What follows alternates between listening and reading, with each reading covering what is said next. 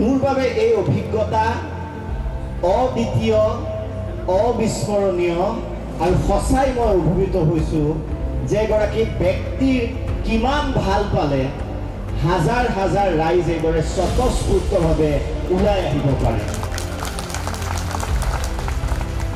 সদায় সপোন দেখিব, ডাঙৰ সপোন দেখিব।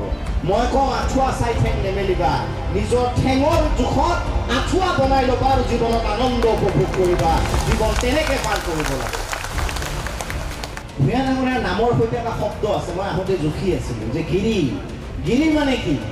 পাহাৰ পৰ্বত, হয়নে নহয়? শ্ৰীকৃষ্ণই মথুৰাত যেতিয়া তীব্ৰ বানপানীৰ সৃষ্টি হৈছিল, মথুৰাত যেতিয়া মানুহে হাহাকাৰ কৰিছিল, মৃত্যু দেখি আতংকিত হৈছিল, বৰষুণে প্ৰবলৰ সৃষ্টি কৰিছিল, গোবৰ্ধন পৰ্বত আঙুলিৰে দাঙি মথুৰাবাসীক ৰক্ষা কৰিছিল।